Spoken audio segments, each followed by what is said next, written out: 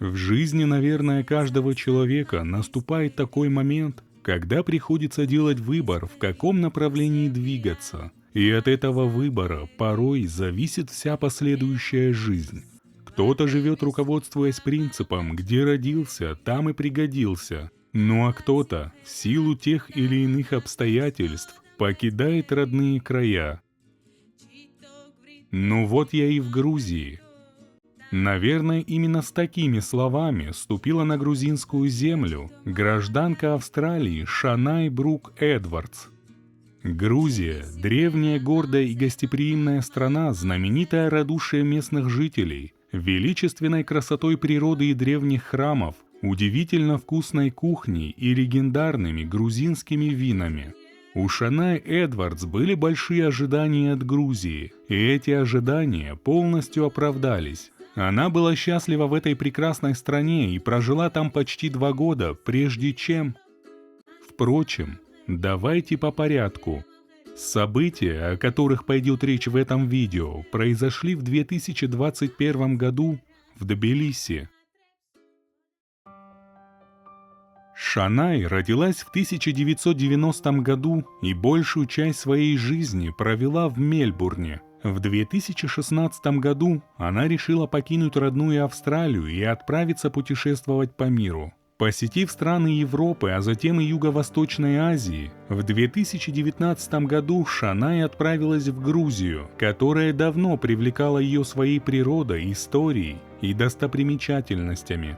В Грузию должен был прилететь и парень Шанай, Муди Эль-Саед, гражданин Ливана, с которым она познакомилась ранее. Но из-за начавшейся пандемии молодые люди так и не смогли воссоединиться. Эль-Саед, по его словам, не мог попасть в Грузию, так как въезд для невакцинированных людей был закрыт, а с вакцинами в его родном Ливане были большие проблемы. Шанай очень нравилась в Грузии. Она путешествовала по стране и в какой-то момент решила остаться здесь дольше, чем в любой другой стране, которую она посещала ранее.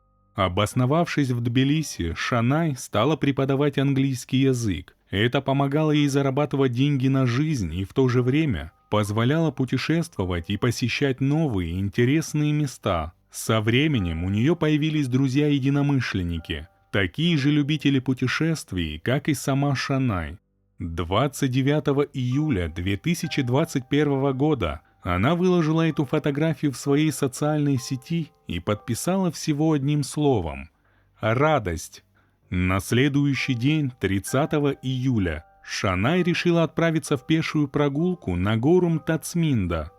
Мтацминда, что в переводе с грузинского означает «святая гора», расположена практически в центре грузинской столицы и является одной из ее основных достопримечательностей. На склоне горы в густых зарослях вечнозеленой растительности расположился храм святого Давида. Мтацминда – это популярное место у туристов и жителей города. На горе высотой 730 метров есть смотровые площадки с видом на Тбилиси, парк аттракционов, колесо обозрения и ресторан. Шанай последний год проживала на улице Гогибашвили, расположенной в непосредственной близости от горы. По словам ее друзей, она часто прогуливалась в лесном массиве и никогда у нее не возникало никаких проблем или угроз ее личной безопасности. 30 июля 2021 года она вышла из дома примерно в 15:30. В последний раз ее видели рядом с церковью Михаила Тверского, которая расположена у подножия горы и является своего рода отправной точкой для пеших прогулок. Вечером Шанай должна была встретиться с друзьями, но на встрече она так и не появилась. Попытки связаться с ней по телефону оказались безрезультатными, и тогда друзья Шанай приняли решение обратиться в полицию с заявлением о пропаже. О том, что с ней действительно могло случиться нечто плохое, правоохранительные органы узнали в тот же день.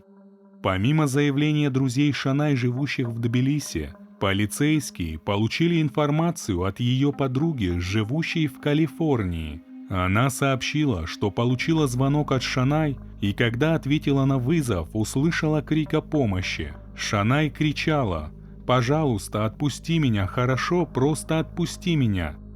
Этот звонок был совершен в 16 часов 32 минуты по грузинскому времени.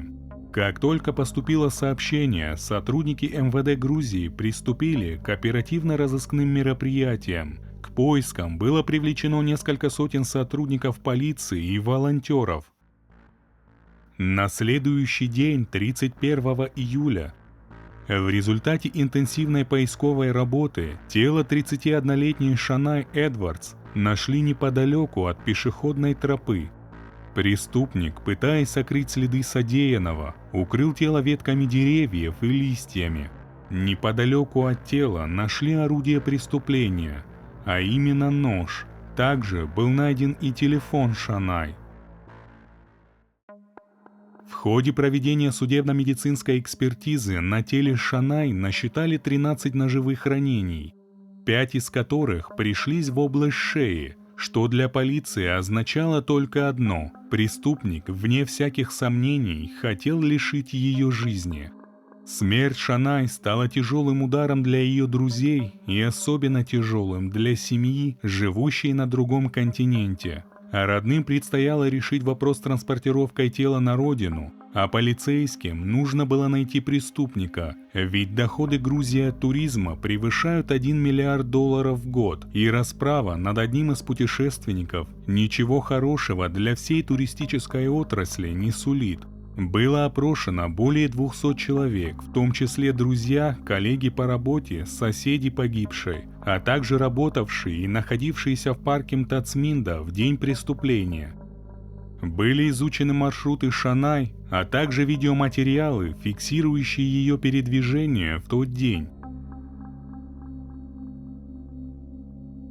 В то же время на орудии преступления нашли следы мужской ДНК. Образцы были отправлены в 194 государства-члена Интерпола для сопоставления с базами данных. Опрос свидетелей показал, что у Шанай не было врагов. Она ни с кем не конфликтовала и с сомнительными личностями не общалась. Это могло говорить о том, что Шанай могла стать случайной жертвой преступления, мотив которого оставался неясным. Сотрудники полиции вели кропотливую работу. У нескольких десятков лиц, которые теоретически могли быть причастны к преступлению, были взяты биологические образцы. Все они были подвергнуты тщательному анализу. В результате сложных и многоплановых следственных мероприятий круг предполагаемых преступников сужался до тех пор, пока не было найдено совпадение ДНК. Через 40 дней после смерти Шанай Эдвардс полиция выступила со следующим заявлением. На основании доказательств, полученных в ходе расследования, в том числе свидетельских показаний, записей камер видеонаблюдения, актов генетической экспертизы и других доказательств, Р.М. 1988 года рождения был арестован 8 сентября текущего года в качестве обвиняемого на основании решения соответствующего суда. За буквами Р.М. скрывался гражданин Грузии Рафаэль Мурсакулов. Его адвокат заявил журналистам, что Мурсакулов отвергает все выдвинутые против него обвинения, а именно обвинения в грабеже и лишении жизни. 10 сентября Тбилисский суд отказал Мурсакулову в освобождении под залог. Пока он ожидал суда, находясь под арестом, полицейские, помимо имеющихся неопровержимых вещественных доказательств, заполучили не менее важные свидетельские показания. Расправившись с Шанай, Мурсакулов вернулся домой и рассказал о содеянном своему брату и его жене, но предупредил их, что если они кому-нибудь расскажут об этом, их малолетнего ребенка постигнет та же участь, что и Шанай. В октябре 2021 года семья Эдвардс опубликовала письмо, в котором рассказала о том, какой была Шанай, а также поблагодарила всех за поддержку. В частности, поблагодарили Грузию за финансовую помощь в репатриации тела Шанай и грузинский народ за их постоянное внимание, любовь и поддержку в этот трудный и трагический период. Первое слушание по делу состоялось в феврале 2022 года. Согласно законам Грузии, Мурсакулову грозило от 16 до 20 лет либо пожизненное лишение свободы. Он нарушил свое право хранить молчание на заседании суда и признал свою вину в грабеже, но при этом отверг обвинение в том, что умышленно лишил жертву жизни. Но вот прокурор так не считал. По его мнению, количество ножевых ранений и то, что 5 из них были нанесены в область шеи, четко говорило о намерении подсудимого лишить жертву жизни. «Я извиняюсь перед этой страной, перед народом, перед семьей этого человека», — сказал Мурсакулов. «Я не был таким человеком, я не такой человек, мне очень жаль, я не знаю, что произошло, но мне очень жаль».